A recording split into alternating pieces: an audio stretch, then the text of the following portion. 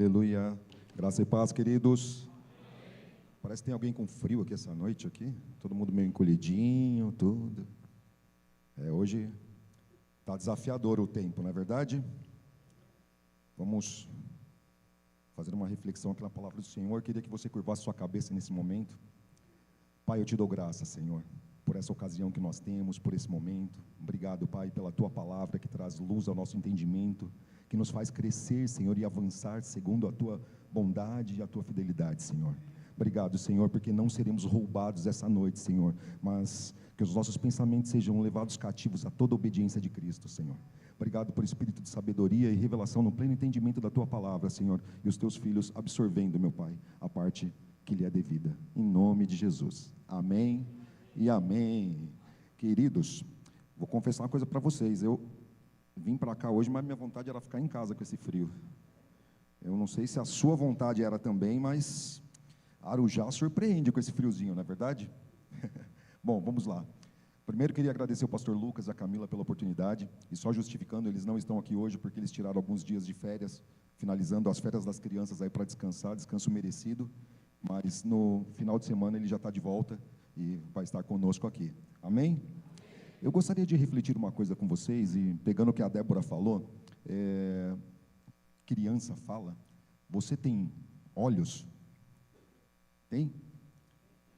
Você tem ouvidos? Criança fala umas coisas engraçadas, né? Mas é bem interessante o que criança fala, porque chama para a gente a atenção. E eu gostaria de falar para você nesse momento que você focasse os seus olhos e os seus ouvidos ao que a palavra tem para dizer para você essa noite. Eu não sei o que desvia a tua atenção. Eu não sei se é o teu celular, eu não sei se são as tuas preocupações, mas a Bíblia fala que basta a cada dia o seu mal. Então, se você tem dificuldade, eu faço isso às vezes, se você tem dificuldade de prestar atenção na palavra, de receber aquilo que o Senhor tem para você, você pode colocar de fato o seu celular no modo avião, mas se isso te rouba de qualquer maneira, tira ele de perto de você ou desliga, mas não deixe ser roubado.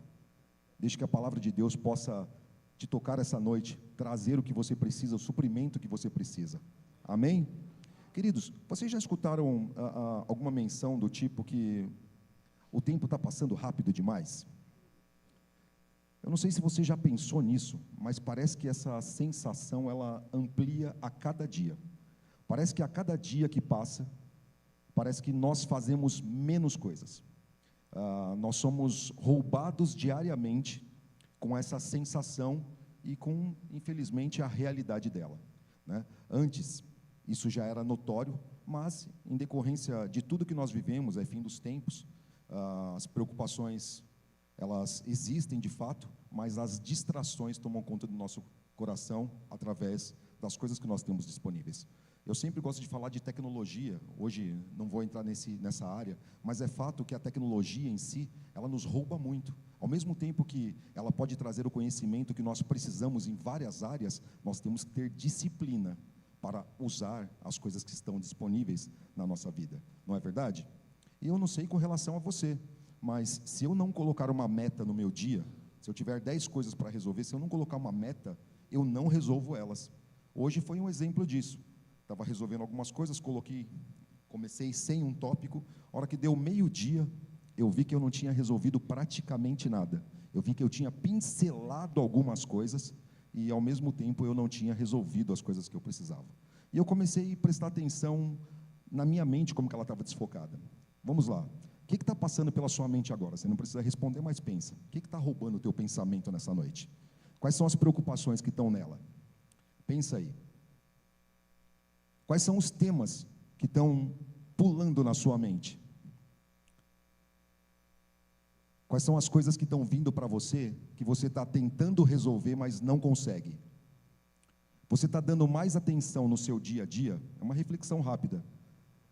Do que a palavra de Deus diz para você, ou das preocupações e das coisas para resolver do seu dia a dia? São coisas lícitas, tenho certeza. Mas no que você tem dado mais atenção? No que seu pensamento ficou focado hoje? Eu não preciso pedir para ninguém levantar a mão, mas eu tenho certeza que se eu desse oportunidade para alguém falar, vocês diriam algumas preocupações e talvez concordariam comigo no que eu estou falando.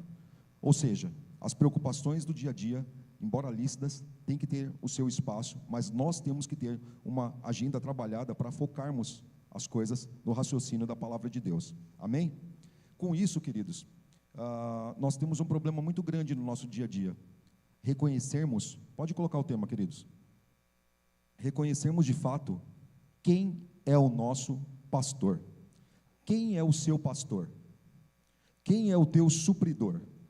Em quem você tem colocado de fato a tua confiança? Em quem você tem colocado a tua expectativa? Tem uma frase que rola na internet que ela diz assim: morria e não sabia. Já viram essa frase? Parece engraçado, na verdade, mas essa frase ela me assusta um pouco, porque parece que tudo é novo, parece que a gente não sabe de nada, parece que tudo hoje tem uma receita pronta, tem jeito novo de fazer, parece que nada do que a gente faz está certo, parece que nós estamos ficando ultrapassados e obsoletos em muita coisa, e parece que cada dia mais a nossa confiança, o nosso estudo, o nosso raciocínio não vale de nada, porque nós somos desafiados todos os dias a coisas diferentes, e isso coloca em xeque algumas convicções nossas, e nós acabamos, por vezes, perdendo o foco no que deveríamos. Nós temos uma necessidade básica, queridos. Nós fomos criados por Deus, para a glória de Deus, ok? Nós somos criação dele, nós somos a coroa da criação. Deus fez você com uma expectativa, Deus fez você para resplandecer a glória dele. É fato que o pecado entrou no mundo, é fato que as dificuldades vieram junto com o pecado, é fato que os cuidados do dia a dia acabaram tomando conta de muita coisa, mas ele faz o quê? Mesmo assim, quando nós estávamos desgarrados, ele envia quem? O seu filho, para morrer por nós, para nos restaurar. Mas parece que às vezes, conversando com algumas pessoas, isso não faz muito sentido. Parece que algumas pessoas estão perdidas no entendimento delas. Essa semana o Senhor estava me fazendo uma reflexão, e pensando em filhos ainda, de que nós crescemos demais. Nós estamos maduros demais, mas no que nós não deveríamos. Eu tenho 3 filhos, o meu mais novo tem 8 anos. Eu ainda consigo hoje, com um pouco de desafio, se eu estiver aqui embaixo, ele estiver aqui em cima, eu falar assim para ele, pula, ele pula. O meu de 10 e a minha de 12, eles vão titubear um pouco. Eles não vão confiar mais muito que eu seguro eles. E tomara que eles não pulem mesmo, porque eles já estão pesados. E eu posso, de fato, não aguentar. Mas o meu menor ainda consegue. Mas quando eles eram menores, qualquer coisa que eu falava para eles, pula, grita, eles faziam. Por quê?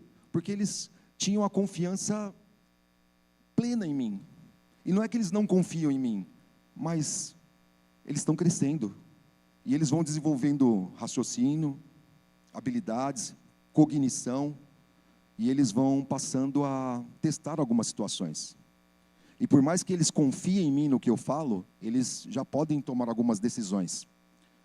E isso é interessante, mas ao mesmo tempo é preocupante. Porque se eu não souber trabalhar com eles, eles vão perder a confiança em mim em alguns pontos. Estão me entendendo? Amém? Com nós acontece a mesma coisa. Deus tem uma expectativa a respeito de nós, de que nós dependamos totalmente dele. De que nós tenhamos uma dependência em todas as áreas da nossa vida. Porém, o fato de nós crescermos nos afasta de Deus. Nos afasta do que ele tem para nós como propósito. E nós passamos a tentar ser fortes demais.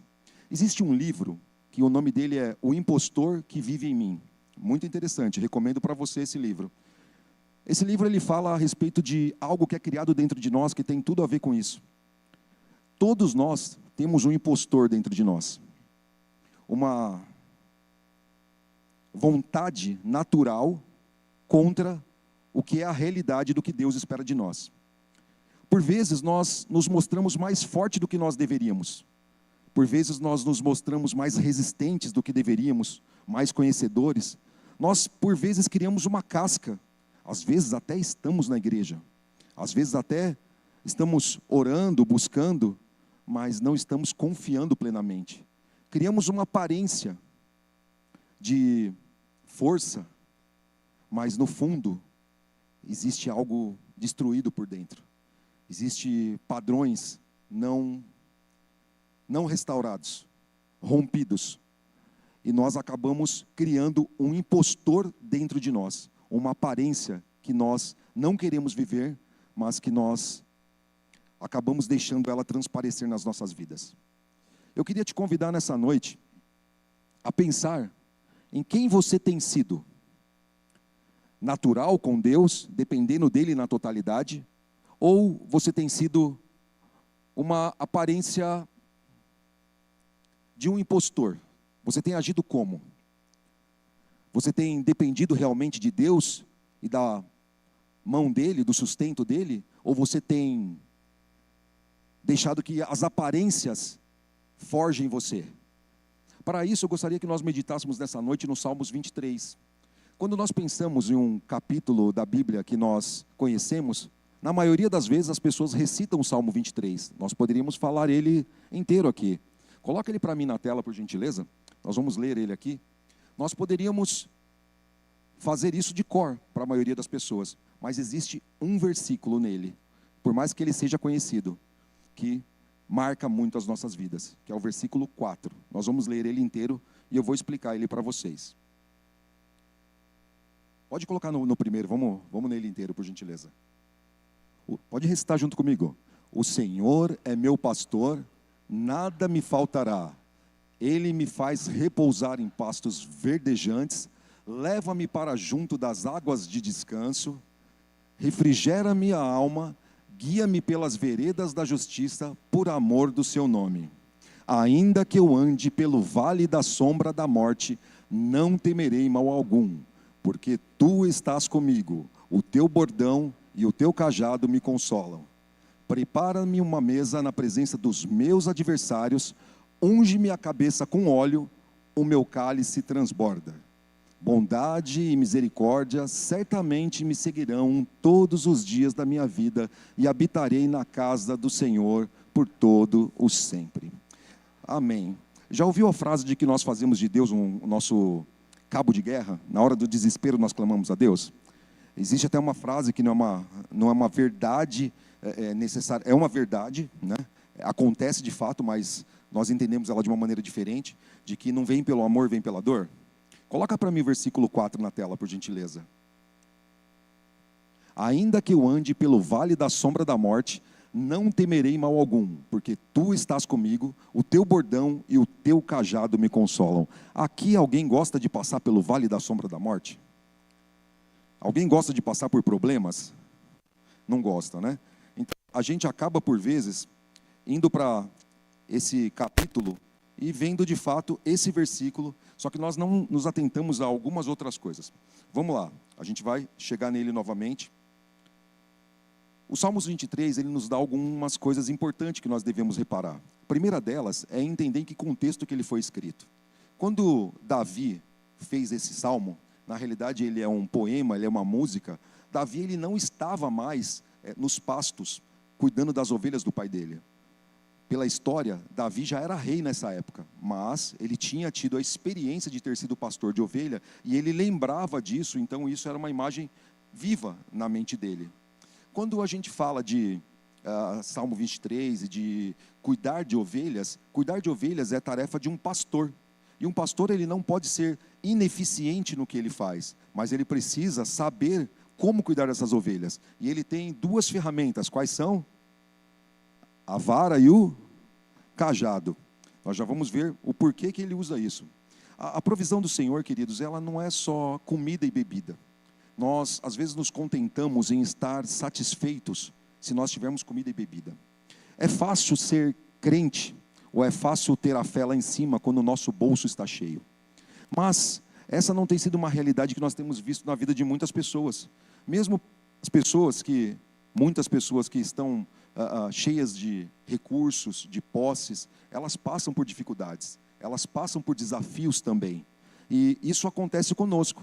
E acontece muito mais quando nós estamos com alguma dificuldade. Mas Ele é provisão para nós. Ele é suprimento em todas as áreas. O Senhor é meu pastor e nada me faltará. Ele fala, queridos, de não ser custoso as coisas, de não ter peso para que nós possamos viver o que Deus tem para nós. nada me faltará ou nada me custará, que foi uma das versões que eu li, é porque Ele já pagou o preço por você. Mas existe uma disponibilidade no reino espiritual para você viver isso. O Senhor é meu pastor e nada me faltará. Mateus 6,33, pode deixar o versículo 23:1 na tela, por gentileza? Mateus 6,33, pode deixar isso daí, só vai fundamentar esse versículo. Fala de nós buscarmos em primeiro lugar o reino de Deus, queridos, e todas as outras coisas vos serão acrescentadas.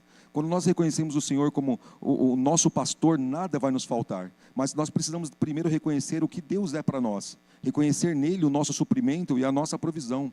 Filipenses 4,18, e o meu Deus, segundo a sua riqueza em glória, há de suprir em Cristo todas as minhas necessidades. Quando nosso coração de fato é encontrado no Senhor Jesus, quando de fato nós colocamos a nossa confiança nele, nada nos custará, nada será de fato pesado para nós, nada será de fato difícil para nós, mas a nossa confiança nele muda totalmente o contexto dessa palavra. O conceito principal aqui, queridos, não é ter as coisas, não é um problema ter as coisas, mas é você não estar contente com o que você tem. A gratidão, ela move o coração de Deus. A gratidão abre portas para você. Você pode ter todas as coisas que você quiser, portanto que o seu coração não esteja nessas coisas. O Senhor é meu pastor e nada me faltará, não me faltará contentamento, mesmo em momentos de dificuldade. Ele é descanso também. Vamos lá para o 23:2, por gentileza. Ele é descanso. Hoje nós estamos numa sociedade onde o troféu maior é o ativismo. Quantas coisas você faz no seu dia a dia? Por vezes nós fazemos dos nossos filhos o nosso desafio de vida. Não sei quem tem filho pequeno aqui ou até mais velho, mas às vezes nós colocamos os nossos filhos em 30 cursos. As crianças às vezes não têm tempo nem de brincar mais.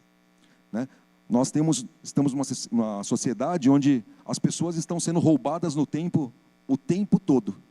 Onde o tempo é cada vez mais escasso. A noção de tempo, que nem falei para vocês no começo, ela está cada vez mais difícil de se entender, mas pouco a pouco nós temos que entender, queridos, que pouco a pouco não, nós precisamos entender que o pouco tempo dedicado a Deus nos rouba o muito tempo que nós temos e que Ele nos deu. Amém? Mateus 11:28, a palavra diz assim: vinde a mim todos estão cansados e sobrecarregados. Salmos 37, fundamentando esse versículo, diz: descansa no Senhor e espera nele. Ele está fazendo um convite para que nós possamos descansar, querido. Os discípulos, quando eles andavam com Jesus, por vezes eles não tinham nem tempo para descansar. Tamanho era o trabalho que eles tinham. Mas olha as palavras de Jesus, lá em Marcos 6:31. Vinde repousar um pouco à parte em um lugar deserto. Eles não tinham tempo, mas o chamado de Jesus era o quê? Para que eles descansassem, para que eles confiassem no Senhor, para que eles colocassem a confiança no Senhor. Não é só descanso espiritual, mas é descanso físico também. Eu não sei o que você tem feito no seu dia a dia, mas por vezes nós não paramos um minuto, por vezes nós não tiramos férias. Essa semana nós estávamos conversando com uma pessoa, e essa pessoa estava falando que há muitos anos não tira férias de jeito nenhum. Você acha que é vontade de Deus que nós não descansemos? É vontade de Deus que nós estejamos vivendo exaustos, não conseguindo raciocinar no nosso dia a dia? Queridos, a nossa mente e corpo têm que ser encontrados íntegros diante de Deus.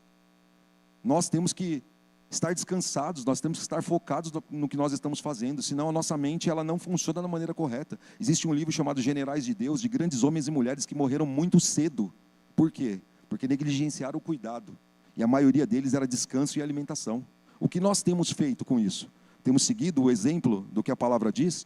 Hoje, nós podemos lembrar que Deus criou o mundo em quantos dias? 6 dias, e no 7º Ele descansou. No 7º dia, por mais que nós não estejamos mais sujeitos à lei do sábado, nós ainda temos o princípio do sábado, que é o princípio do descanso. Nós precisamos descansar, nós precisamos disso. Ele descansou. Vinde a mim todos que estáis cansados e sobrecarregados, e eu vos aliviarei, e encontrarei descanso para vossas almas. Charles Spurgeon disse: o tempo do descanso não é perda de tempo, é economia para ganhar novas forças. Vou repetir para você, queridos. O tempo do descanso não é perda de tempo, é economia para ganhar novas forças. Salmos 4:8 diz: em paz me deito e logo durmo. O que tem a ver os Salmos 23, nesse versículo, com dormir? A Bíblia diz também que Ele dá aos seus amados enquanto dormem. Queridos, eu não sei se você está ficando acordado até tarde, preocupado com uma série de coisas, mas o descanso e o sono são lícitos. Eu vejo isso na vida da minha esposa, né? Porque o tempo, ela é super resolvida em muitas coisas, faz 300 coisas ao mesmo tempo, mas assim que ela tem uma oportunidade, ela vai descansar. E eu vejo o resultado de Deus na vida dela, né? Então, eu não sei você, mas é bom colocar a cabeça no travesseiro, relaxar um pouco, tirar um cochilo de fato e relaxar. Faz parte do que o Senhor tem para nós. A palavra diz lá em 1 Coríntios 2...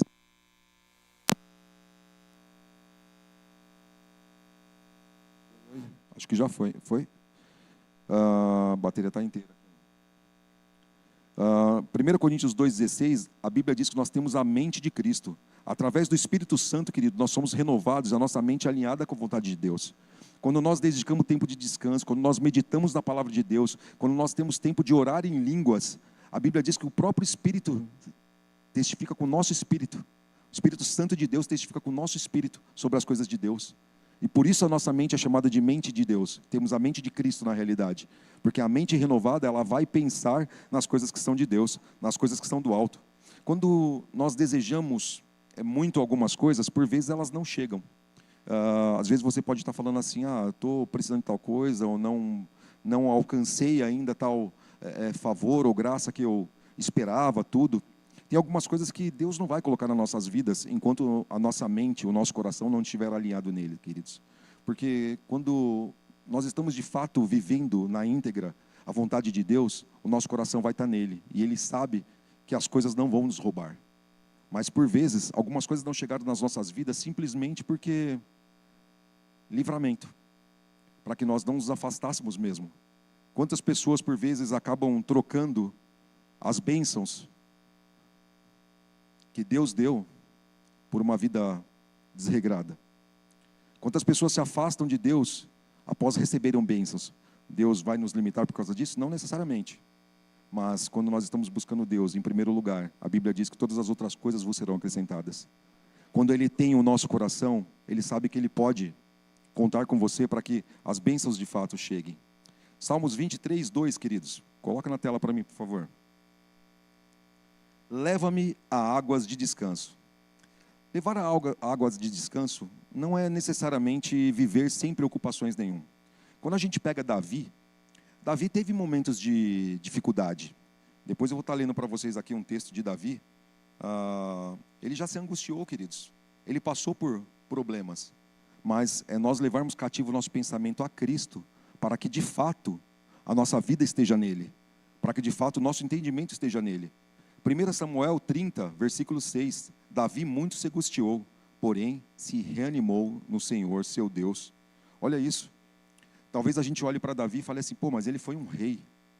Ele viveu coisas grandes. É fácil comparar uma vida dessa? Não, não é. É fácil você comparar quando você olha para os frutos dele, mas quando você olha lá atrás para a caminhada dele, vamos olhar lá no Salmos 94, 19. Nos muitos cuidados que dentro de mim se multiplicam, as tuas consolações alegram a minha alma. Ele tinha preocupações, ele tinha devaneios, ele tinha problemas para resolver. Ele tinha situações que se levantavam dentro dele, que desafiavam ele no dia a dia. Mas ele levava o pensamento dele cativo, as atitudes dele a Cristo, para que as coisas de fato acontecessem da maneira correta. Ele é restauração e direção também. Restaura a minha alma. Restaurar é devolver ao estado original. O que na sua vida está fora do estado original? A sua saúde, as suas finanças, a tua paz. O que está fora do estado original? Porque Ele restaura. Ele restaura tudo aquilo que está fora de contentamento com a palavra dEle, quando nós submetemos de fato a vontade a Deus. Que nem eu falei para vocês no começo, a nossa necessidade principal é o quê? Agradar a Deus, é a necessidade de Deus. Mas quando nós nos afastamos de Deus, as coisas começam a acontecer de maneiras erradas. Nós passamos a ficar perdidos do nosso entendimento, passamos a ficar perdidos na nossa vida e não conseguir avançar da maneira que nós deveríamos. Hoje eu estava conversando com uma pessoa e me assustou um pouco as palavras dela, mostrando uma total desconfiança de que Deus poderia fazer algo por ela. Quem tem sido o nosso Senhor de fato? Tem sido o nosso dinheiro, as nossas preocupações, as nossas realizações, ou temos colocado de fato a confiança em Deus? Ou qualquer vento que está acontecendo está roubando a nossa paz do Senhor? Qualquer vento que passa abala a sua convicção. Quem tem sido de fato o seu Senhor? Quem tem sido de fato a sua confiança? Quem tem sido de fato aquele que te supre nos dias maus, ou nos bons também? Quem tem sido o seu Senhor? Como você tem respondido às pressões do dia a dia? Não são as pressões que vão definir quem nós somos, queridos. A Bíblia fala que, versículo 4, coloca de novo para mim, por gentileza. Versículo 4. Perdão. Ainda que eu ande pelo vale da sombra da morte, não temerei mal algum, porque tu estás comigo, o teu bordão e o teu cajado me consolam. O que seria o vale da sombra da morte? Nós poderíamos pensar numa imagem aqui de Davi, andando no lugar escuro, tudo, mas no nosso dia a dia, qual tem sido o vale da sombra da morte? O que tem feito o teu sono, por vezes, ser roubado, a tua paz ser colocada em questão? O que tem feito você, por vezes, vacilar ou ter uma preocupação a mais? Vale da sombra da morte aqui, queridos, está dizendo os nossos desafios do dia a dia. Talvez a ausência do serviço, talvez as contas que não batem no final do mês, talvez o suprimento que não chega, talvez uma enfermidade. Esse é o vale da sombra da morte. O vale da sombra da morte é aquilo que coloca em xeque o que Deus quer que você viva, que coloca em disfunção o que Deus quer que você viva. Tudo que abala a sua vida, que tira você, tenta tirar você dos eixos, é o vale da sombra da morte. São os problemas que nos afligem. O pastor comentou aqui a respeito de Daniel na cova dos leões. Provavelmente, queridos, e talvez certamente poderíamos dizer, Daniel tinha a convicção de que ele não seria jogado na cova dos leões. Mas e aí? Ele foi jogado, não foi? Isso abalou a fé dele? Não. Sadraque, Mesaque e Abidnego, quando passaram pela fornalha, eles queriam ser jogados na fornalha? Não, eles só foram fiéis ao que eles tinham que fazer. Mas quando eles foram colocados na fornalha, mesmo assim eles permaneceram na convicção de quem era o Deus deles, de quem era o Senhor, o pastor deles. E ali eles foram livrados na fornalha. Na realidade, quando a gente fala aqui de vale da sombra da morte, de deserto, na realidade isso tem que ser uma coisa temporária na sua vida e na minha vida. A gente passa, no mundo tereis aflições, mas tem de bom ânimo. Não é porque você é cristão, não é porque você segue aos ensinamentos, que você lê a palavra, que você medita na palavra, que desafios não vão acontecer, vão acontecer. E deixa eu falar uma coisa para você, em cada esfera da sua vida, eles vão acontecer em esferas ainda maiores, porque você vai estar preparado, você vai estar, espera-se pelo menos que você esteja com o couro mais grosso, com uma experiência maior, que você esteja mais habilitado, que você esteja mais convicto de quem você é em Cristo, e você vai passar por dificuldades, inevitavelmente. Essa é uma garantia do pecado. Eu queria que esse versículo não existisse na Bíblia, já disse isso uma vez, mas ele existe, e nós temos que ser fortes na hora do vale da sombra da morte, e entendemos que isso é só um momento. A nossa convicção tem que estar forte no Senhor o tempo todo, para que nós não sejamos roubados no vale da sombra da morte, mas que nós possamos permanecer firmes. O seu Redentor vive, queridos. O seu vendedor, olha isso, ó. Olha isso. O seu Redentor vive, e Ele não te abandonou, de maneira alguma. Ele é direção para os nossos passos. Não importa quais sejam as situações. Ele não está menosprezando o que você está vivendo, mas Ele dá força para você, em todo o tempo. Reconhece-o em todos os teus caminhos, e Ele endireitará as tuas veredas. Segurança. Esse é o versículo, talvez, o segundo versículo mais incisivo desse capítulo, queridos. É um processo crescente. Davi tinha medo, sim. Lá no Salmos 23, versículo 4, ainda que onde pelo vale da sombra da morte, não era algo que ele estava falando sem ter experiência nenhuma. Não era isso. Mas ele sabia o que o pastor dele podia fazer. Quando eu falei do cajado e falei da vara, por que um pastor andava com o cajado e com a vara? A vara era simplesmente para espantar as feras, os perigos que vinham sobre a ovelha. Então ele tinha que ter entre aspas, uma arma ali, ok? Para ferir o que vinha contra eles. A Bíblia diz que ele já matou urso e também leão, com as próprias mãos. E o cajado, na realidade, é simplesmente um objeto para, quando a ovelha tropeça, para ele poder segurar a ovelha, para ele poder puxar a ovelha. Se a ovelha está desgarrando, ele pode usar o cajado para puxar a ovelha, para trazer mais para perto. É um objeto de livrar. Na realidade, a mão do Senhor, a Bíblia diz que ela não está encolhida para que possa te abençoar. O cajado, na realidade, é essa extensão da mão do pastor para deixar você protegido quando você tropeça, quando você passa por problemas. Ele sabia do que estava falando. Ele já era rei nessa época, que nem eu disse para você. Mas ele sabia qual era a proteção de um pastor, porque ele já tinha sido pastor de ovelhas. Ele já sabia dos cuidados. A Bíblia diz que se um homem tiver 100 ovelhas e uma sair, a Bíblia diz que ele larga as 99 e vai atrás dessa uma ovelha. Eu não sei se você já pensou nesse texto, mas não parece louco isso? Eu fiquei pensando nisso lá atrás e falei, não, isso não pode acontecer. Quem trocaria 1 por 99? Alguém trocaria 1 por 99, naturalmente falando? Alguém levanta a mão, por favor? Não tem, né? Ninguém trocaria. Mas e se essa uma fosse você? Faz sentido, não faz? Faz todo sentido. Sabe por quê? Porque na realidade, ele ama essa uma ovelha como se existisse só essa ovelha. As outras, a gente subentende que elas no caminho do Senhor, dentro de obediência, elas vão permanecer firmes. Ele não está menosprezando as outras 99, ok? Mas quando essa ovelha somos nós, faz todo sentido. E ele vem ao nosso encontro, ele vem nos resgatar, ele vem nos proteger, ele estende o cajado para nos puxar de volta. Ele usa a vara o tempo todo para espantar o mal de nós. Vinde a mim todos que estáis cansados e sobrecarregados, e eu vos aliviarei. Queridos, a mão do Senhor, volto a dizer, não está encolhida para te proteger. Não está. Por vezes nós achamos que as coisas não estão acontecendo, mas estão. Por vezes não acontece na velocidade que nós gostaríamos, porque a nossa posição em Deus não tem sido a melhor por vezes. Não estamos fazendo o que é correto. Não estamos nos empenhando como deveríamos. Mas quando nós buscamos a Deus em primeiro lugar, todas as outras coisas vos serão acrescentadas. Mas nós estamos nos preocupando por vezes mais com os caprichos do nosso dia a dia, com simplesmente pagar contas. É lícito? É lícito.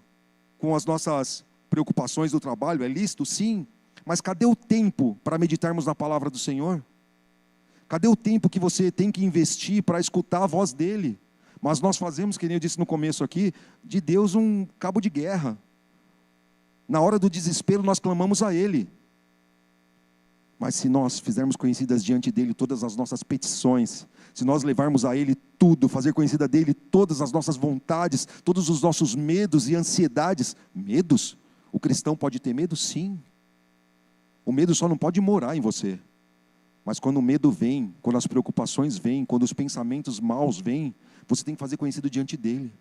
Mas nós, às vezes, pelo impostor que nós criamos dentro de nós criamos uma estrutura que nos impede de chegarmos ao nosso Pai e dizermos para Ele, Pai, eu estou com medo. Eu não sei como que eu vou agir hoje. Eu não sei que caminho, que decisão que eu tomo. Eu estou diante de uma situação complicada no meu serviço, ou de repente no meu casamento, ou com os meus filhos, e eu não sei o que eu faço. Mas não. Por vezes nós estufamos o peito porque nós crescemos demais e nós mostramos uma posição de firmeza, mas na realidade por dentro estamos destruídos.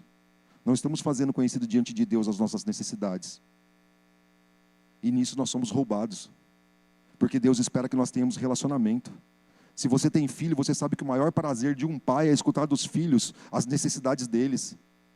O maior prazer de um pai é que o filho confie nele. O seu pai, o seu pastor, quer que você confie nele. Quer que você conte de fato para ele. Mas eu não sei orar. Mas eu não sei conversar com Deus. Conversa com Deus, que nem eu estou conversando com você aqui, queridos. As minhas maiores conversas com Deus são no carro, são no banheiro. Nossa, no banheiro? Ele está lá também. O Espírito Santo está dentro de você. É quando eu conto para o Senhor minhas preocupações, quando eu peço ajuda de fato para Ele. E Ele responde tudo. Ele te guia a toda a verdade. Você tem o Espírito Santo dentro de você. Se você não está fazendo uso dessa ferramenta, eu te convido a fazer. O Espírito Santo habita dentro de você. E Ele não te abandona, queridos. Ele é consolo para nós. Ele é sustento. Versículo 5 diz assim: prepara-me uma mesa na presença dos meus adversários. Queridos, não é muito normal preparar uma mesa na presença dos adversários. Quem gostaria? Lembra de algum adversário seu, de alguma situação que você tem para resolver, ou de alguém que não gosta de você? Pensa nisso. De alguém que de repente quer a sua cabeça. Prepara uma mesa perante mim na presença do meu adversário. Não é uma coisa muito natural, ok? Mas isso, na realidade, trata da gente reagir de uma maneira oposta aos problemas. Porque quando você simplesmente entende que você está com problemas, quando você entende que você tem adversários, que você tem situações a resolver, que você tem dificuldades, e você submete isso a Deus através da oração, você tem que agir de uma maneira oposta. Não estou entendendo. Vamos lá. Elias, viajando durante 40 dias, ele tinha que fazer uma viagem longa, essa viagem foi de 40 dias, o Senhor deu o que para ele? Uma refeição, amém? E ele viajou durante 40 dias com aquela refeição. O que tem a ver isso com preparar uma mesa na presença dos meus adversários? Vamos lá. Algumas pessoas, elas reagem de uma maneira oposta quando elas estão com problema. 1 Samuel 1 diz que Ana se recusava a comer quando estava sofrendo. Algumas pessoas comem muito e outras pessoas não comem nada. Não sei como que é com você.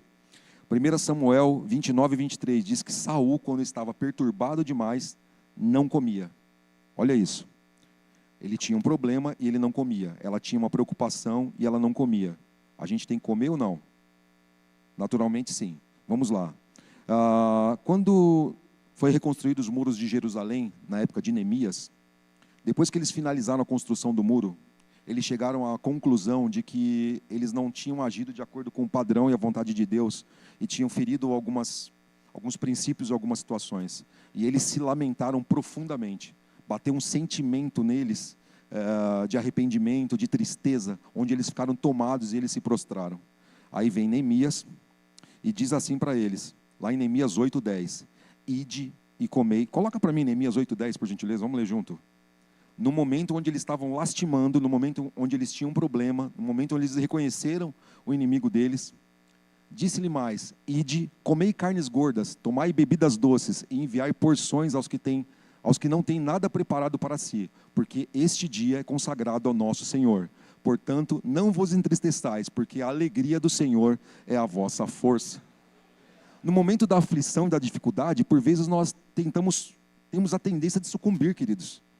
Nós temos a tendência de nos mostrarmos fracos de fato, e isso é natural da nossa carne, mas são em momentos de dificuldade que nós temos que mostrar justamente o oposto.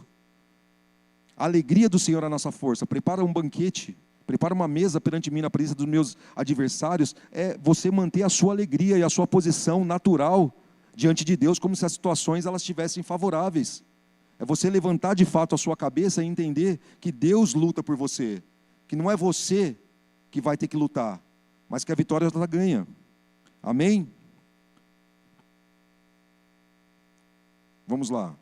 Somos humanos, nós temos falhas. Vamos falar de unção. Unges a minha cabeça com óleo e o meu cálice transborda. Uma curiosidade. Lá no Antigo Testamento, na época de Jesus, era normal o azeite, para algumas coisas ainda é usado hoje, para cozinhar, para remédio, para iluminação, para demonstrar respeito, honra. Lá em Lucas 7, 44 a 46, aquela mulher do vaso de alabastro, um texto muito conhecido de vocês, ela fez algo que marcou muito. Jesus estava reunido com os discípulos ali, e chega aquela mulher, e ela faz o quê? Ela quebra o vaso e ela despeja aquele vaso no Senhor. E aquilo ali marcou muito. Aquilo ali é fato até de polêmica entre alguns cristãos, entre doutrinas, mas ela demonstrou honra. Eu estava lendo uma menção de um texto lá do Antigo Testamento, não, da época de Jesus, de um hindu, né? O hindu é eles são do Oriente Médio também, e ele estava falando a respeito de uma experiência que ele teve, né? Que um homem teve. Fala que esse homem chegou na casa de um senhor muito rico, e esse senhor muito rico tinha uma notoriedade muito grande naquela cidade, além da riqueza que ele tinha. E aquele homem foi, em nome de Jesus, resolver algumas coisas, e quando ele chegou ali, aquele homem pegou o azeite e ungiu as mãos dele e despejou perfume nos braços dele. Olha isso, parece um absurdo, não parece? Ungiu os braços e a mão. Logo na sequência, o que ele fez? Pegou um cálice de ouro, colocou na mão desse homem e ele despejou vinho dentro desse cálice. Mas ele despejou o vinho e ele não parava de derramar esse vinho. Ele não parava de exercer ali uma abundância natural. Quando a palavra de Deus fala, unges o meu cálice transborda, está falando dessa cultura lá de trás. O Senhor na sua vida, Ele não supre somente as suas necessidades básicas, mas existe um transbordamento tanto de unção quanto de suprimento no que Ele tem para você. Ele coloca nas tuas mãos coisas valiosas, amém? Ele coloca nas suas mãos coisas que Ele estimou para você, Ele demonstra isso através do cuidado que Ele tem. Quando o filho pródigo volta, o que é feito? Lá em Lucas 15. Você lembra disso? 15, 22. Ele dá o quê? O melhor bezerro ao filho, as vestes novas e o anel no dedo. Ele faz um banquete ali. Ele mostra um transbordar também. Ele mostra uma atitude nobre para com o filho. E quando Ele nos recebe de volta, quando nós nos achegamos a Deus, essa unção de transbordamento, representada por festa, vinho e pela honra, ela é demonstrada para nós, queridos.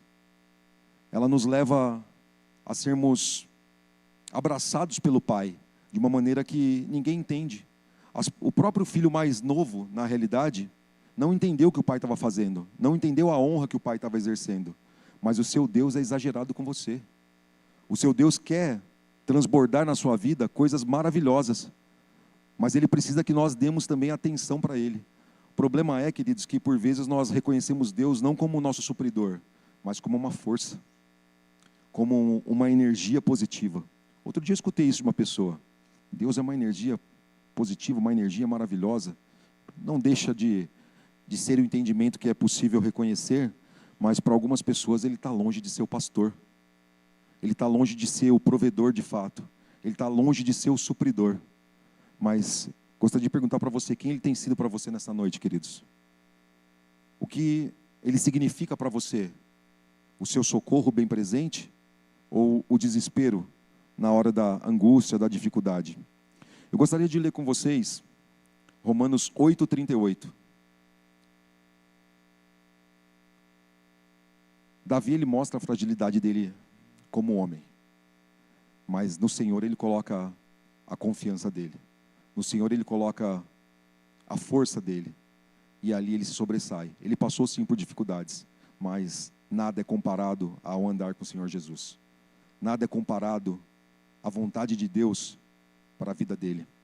Para a gente finalizar, gostaria que nós lêssemos esse versículo. Coloca para mim na tela, por gentileza. Romanos 8:38.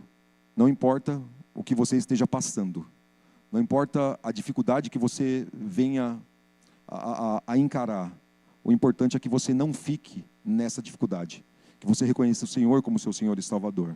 Presta atenção nesse texto, porque estou certo, bem certo, de que nem a morte, nem a vida, nem os anjos, nem os principados, nem as coisas do presente, nem do porvir, nem os poderes, pode seguir, nem a altura, nem a profundidade, nem qualquer outra criatura poderá nos separar do amor de Deus que está em Cristo Jesus, o nosso Senhor. Não importa o que se levanta, queridos. O que se levanta veio de fato para cair. Mas se nós não colocarmos a nossa confiança nele, se nós não colocarmos a nossa dependência nele, se nós não entendermos que ele é nosso pastor e que nada nos faltará, ok? Não nos faltará desafios para realizar, mas não nos faltará suprimento. Ele nos faz repousar, Ele nos faz descansar. Se nós colocarmos a confiança nele, as coisas vão acontecer da maneira que deveria. Mas, se nós confiarmos na força do nosso próprio braço, no impostor que vive dentro de nós, nós tenderemos a ir pelo lado de impressionarmos ao Senhor, com a nossa vinda na igreja, com a nossa postura. Mas Ele não quer que você viva de aparência. Ele quer que você dependa verdadeiramente dEle. Ele quer que você entenda quem Ele é na sua vida. Quando Davi pastoreava as ovelhas,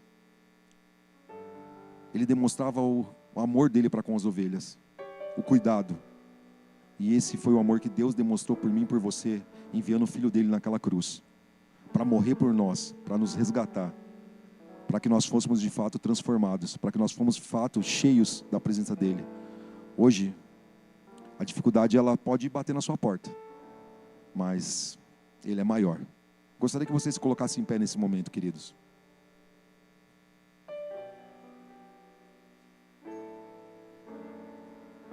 Eu não sei qual que é o vale que você tem passado. Eu não sei quais são os problemas ou os desafios que você tem. Mas todos nós temos preocupação. Todos nós. Mas Ele não está indiferente a isso. A mão dEle, volto a dizer para você, não está encolhida para te abençoar. Tem um salmo que Davi diz que Deus esqueceu dele. Talvez você já tenha pensado na mesma coisa. Deus esqueceu de mim. As coisas não estão acontecendo. Mas simplesmente coloque a sua confiança nele, a sua expectativa nele. Simplesmente deposite nele os créditos necessários, o respeito necessário, o tempo necessário. Discipline o seu tempo. Deixe que Ele seja de fato o seu pastor, o seu supridor. Deixe que Ele exerça esse papel.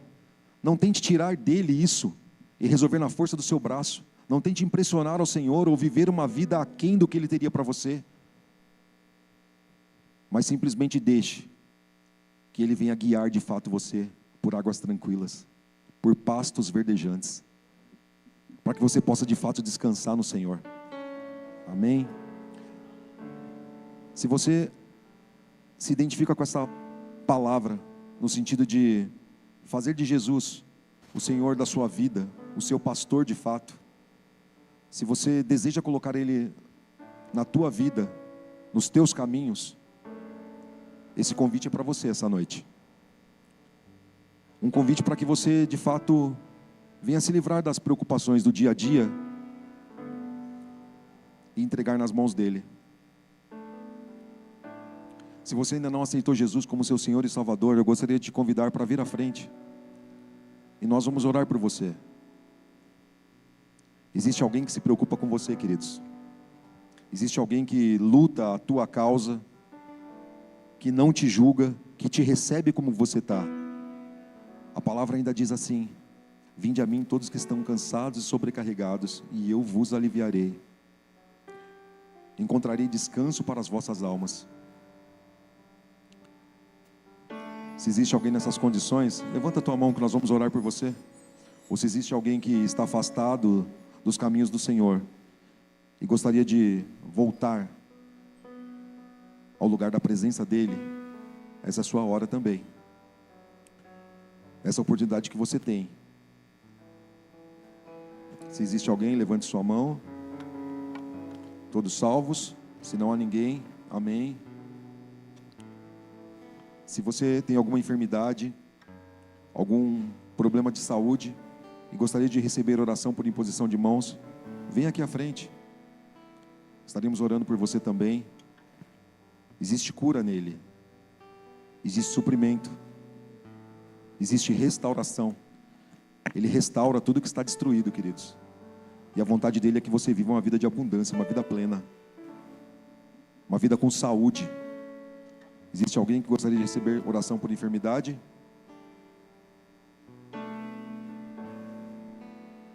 Se não temos, gostaria de convidar você que ainda não é batizado no Espírito Santo, que ainda não fala em línguas, gostaria que você viesse à frente para que nós pudéssemos orar para você, por você.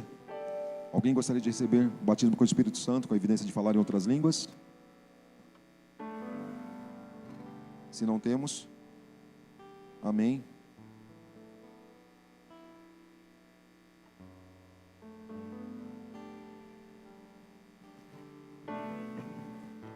Deixa eu falar de uma direção que eu tive aqui, queridos.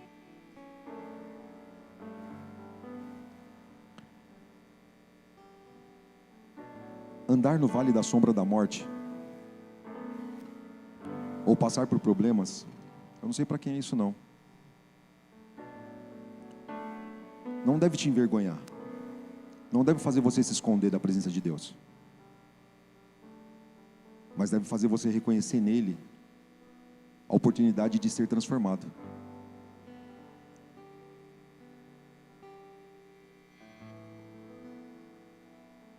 O Senhor não se envergonha de você. Quando aquela mulher encontrou Jesus ali no poço, ela não tinha uma vida correta. A Bíblia diz que ela já tinha tido vários maridos, ela vivia uma vida fora dos padrões. O homem que ela estava naquela ocasião não era marido dela. Eu não sei se você lembra dessa história, mas Jesus não julgou ela. Ele não te julga também, queridos. Eu fiz o apelo aqui de reconciliação e ninguém veio à frente, mas se você passa por alguma situação onde você tem se envergonhado, simplesmente feche os teus olhos e converse com o Senhor. Eu vou orar com você. Pai, eu te dou graças, Senhor. Eu te dou graças por Teu Espírito Santo quebrando barreiras, quebrando cadeias, Pai, destruindo grilhões. O que eu sinto nessa noite, Pai, é simplesmente uma oportunidade, um grito de socorro, Pai. Aleluia. Obrigado, Pai. Obrigado por ouvir o clamor dos Teus filhos, Senhor. Obrigado por socorro bem presente chegando, Senhor, em quem quer que seja, em nome de Jesus. Obrigado por guilhões sendo despedaçados. Te dou graças, Pai. Te dou graças porque hoje existe salvação e cura. Existe transformação. Eu não sei para quem é essa palavra, queridos, mas você pode me procurar no final do culto, ou procurar um dos pastores aqui na frente, que nós oraremos por você. Amém? Foram abençoados, queridos? Pode sentar, pode tomar o seu lugar.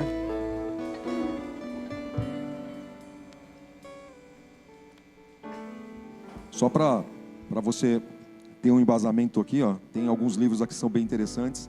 Lançando as suas ansiedades sobre o Senhor. Um livro muito bom. Esse daqui é um livro que você senta uma vez aqui, ó, em meia hora você lê. Esse livro aqui é fantástico, queridos. Porque o Senhor é o meu pastor. 12 bênçãos de uma vida transbordante. E esse daqui, bem interessante, Joyce Meyer, A Batalha Pertence ao Senhor.